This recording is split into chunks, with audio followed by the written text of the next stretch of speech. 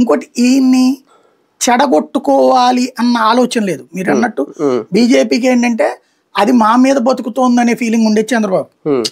BJP వాళ్ళకి అధినాయకత్వానికి అయితే మా మీద చంద్రబాబు గెలుస్తున్నాడు అని ఫీలింగ్ ఉంది, కానీ లోకల్ వాళ్ళకి వచ్చేటప్పటికి అది లేదు. దాన్ని ఏమంటారు, ఆ స్వశక్తి ఫీలింగ్ లేదు.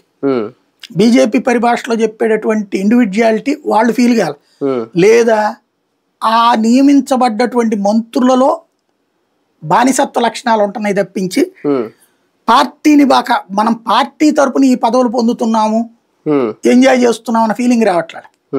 అది బాబు గారి భిక్ష అన్న ఫీలింగ్ లో ఉంటున్నారు. అదే అవును, తెలుగుదేశం మంత్రుల కంటే ఎక్కువ ఫీల్ అయిపోతున్నారు వీళ్ళు. కానీ పవన్ కళ్యాణ్ గారి విషయంలో తానేంటో ఇండివిజువల్ గా ప్రూవ్ చేసుకుంటున్నారా, లేదంటే తనకి ఒక రూట్ క్లియర్ చేసుకుంటున్నారు, ఏర్పాటు చేసుకుంటున్నారు? మంత్రివర్గం పరంగా ఆయన ఏంటో ఆయన ప్రూవ్ చేసుకుంటున్నారు, రాజకీయ పరంగా తన ఇండివిజువల్ దారి తయారు చేసుకుంటున్నారు. భవిష్యత్ రాజకీయాలకు ఒక స్కెచ్, ఒక మ్యాప్ ప్రిపేర్ చేసుకుంటారు, మ్యాప్ రెడీ అవుతుంది, అందులో డౌటే లేదు. రైట్ రైట్ చూద్దాం. మొత్తానికి పవన్ కళ్యాణ్ గారి మీద ఫోకస్ అయితే పడింది ప్రజలది కూడా, తన శాఖలకు సంబంధించి తీసుకుంటున్న నిర్ణయాలు ఇండివిజువల్ గా, లేదంటే ప్రజల కోసం ఆయన చేస్తున్నవి కొన్ని, అలాగే కొన్ని ఈ టెక్నాలజీకి సంబంధించి ఆయన వాడుతున్న ఆయన ఆలోచనలు, ఇవన్నీ కూడా ప్రజల మెప్పు అయితే పొందుతుంది. ఇది రేపు పొద్దున్న